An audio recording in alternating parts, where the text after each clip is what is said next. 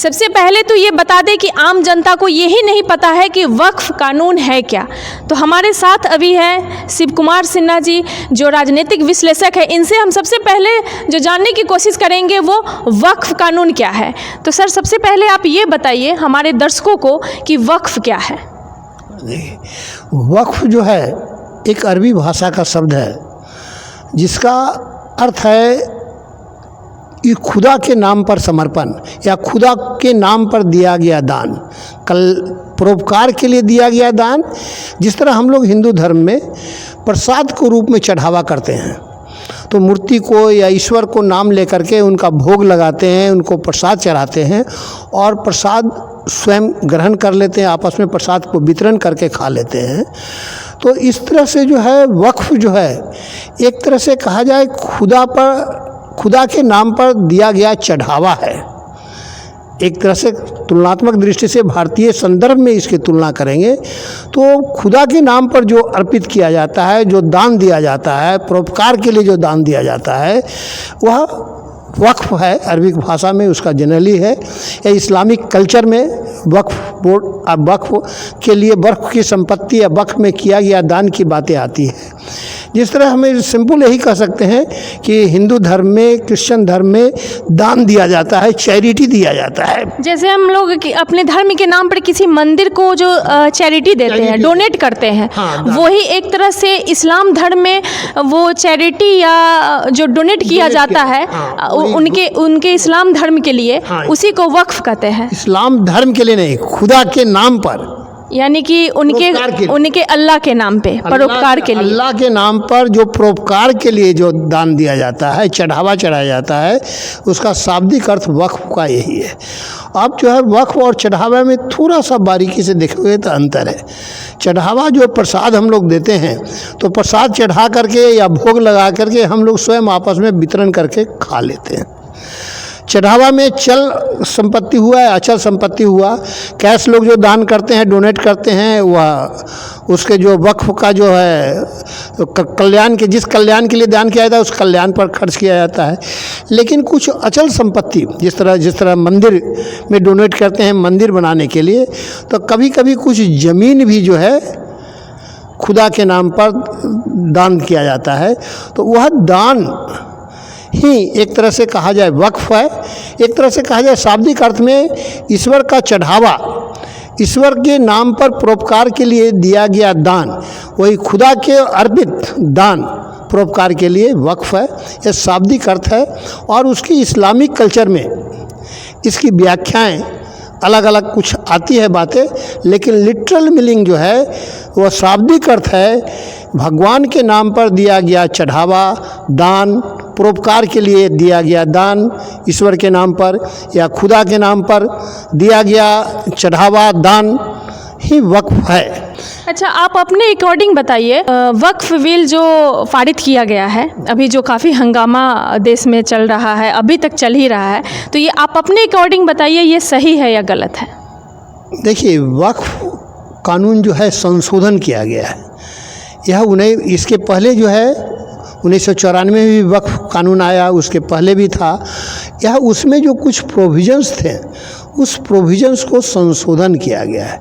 यह संशोधन जो किया गया है वह हमारे संविधान निर्माताओं ने जो हमारा संविधान दिया है, आर्टिकल 14, 15, 16 जो समानता का अधिकार है, और फिर साथ ही जो धार्मिक अधिकार है जो 25, 26 आर्टिकल में, इसकी व्याख्या का संदर्भ लेकर के यह विवाद ज़्यादा है। विवाद सिर्फ यही है, वह उसकी व्याख्या को लेकर के है। मूल उद्देश्य जो हम समझते हैं कि राज्य और धर्म का टकराव का जो पुराना इतिहास रहा है, जिसके कारण जीसस क्राइस्ट को फांसी पर चढ़ना पड़ा, सुकरात को जहर का प्याला पीना पड़ा, और बहुत से वैलेंटाइन को भी जो है दुर्गति भोगनी पड़ी, या और अन्य बहुत सारे महात्माओं को जो कुर्बानी देनी पड़ी। इसी क्रम में आज जो है स्टेट और धर्म के बीच आपसी खींचातानी है। धर्म कह रहा है कि हम ज़्यादा शक्तिशाली हैं, स्टेट कह रहा है कि हम ज़्यादा शक्तिशाली। अच्छा, ये कह रहा है कि हम लोगों के कल्याण के लिए हमारा जुरिस्डिक्शन है और राज्य कह रहा है कि नहीं, संवैधानिक व्यवस्था से आम नागरिक बराबर है, सभी नागरिकों के लिए है। तो यह सभी नागरिकों बनाम धार्मिक नागरिक के संदर्भ में यह इसकी व्याख्याएं में विवाद का कारण है। उदार दिल से सोचने की ज़रूरत है, तहे दिल से सोचने की ज़रूरत है, आम मानवता के लिए सोचने की ज़रूरत है। यह न्यायपूर्ण बातें होनी चाहिए, जो न्याय कहता हो, धर्म संगत बात भी होनी चाहिए। जो हमारा संवैधानिक प्रोविजंस है उस प्रोविज़न के आड़ में सुप्रीम कोर्ट भी इसकी व्याख्या, सुप्रीम कोर्ट में लोग गए हैं, इसकी व्याख्याएं हो रही है। निष्कर्ष दौर के रूप में हम दो का शब्द कह सकते हैं कि वक्फ जो है एक तरह का दान है, परोपकार के लिए दिया गया दान है। अब यह परोपकार के लिए दिया गया दान है, यह आम मानवता के परोपकार के लिए है कि सिर्फ इस्लाम धर्म के पालन करने वाले लोगों के लिए है, यह एक विवाद का इशू है। स्टेट का यह बेसिक फिलॉसफी है, उसका मानना है कि आम नागरिक समान है, इसलिए हम किसी धर्म विशेष की महत्ता तो जरूर देंगे, लेकिन समानता का अधिकार के तहत हम दान की संपत्ति जो भगवान के नाम पर चढ़ावा है, दान है, चाहे मंदिर में चढ़ावा हो या कहीं भी चढ़ावा हो, उसको समान माने। और इसी स्पिरिट के कारण आपस में खींचातानी है। वर्तमान जो स्वरूप में संशोधन आया है, अभी यह लग रहा है कि सरकार जो है यह गलत कर रही है। कुछ दिन के बाद हो सकता है कि कुछ पॉलिटिकल पार्टी कहेगी कि यह तो बिल्कुल किसी वर्ग विशेष का तुष्टीकरण के लिए लाया गया कानून है, और वक्फ का मतलब दान है, और दान जो है आम नागरिकों के लिए है कि सिर्फ इस्लाम धर्म पर चलने वाले लोगों के लिए है। एक बिंदु का विवाद का विषय है। अच्छा, इस पे जो विवाद हो रहे हैं, इसके समर्थक भी लोग हैं, विरोधी भी हैं, तो समर्थक किस पक्ष के लोग हैं और विरोधी कौन से लोग हैं, ये भी आप क्लियर कर दीजिए।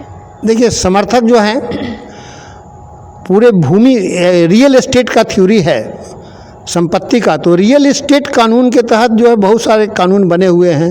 तो वक्फ बोर्ड में ज़मीन का प्रबंधन के लिए जो व्यवस्थाएं करती है वह एस्टेट करे या धार्मिक संस्था करे, इस पर विवाद है।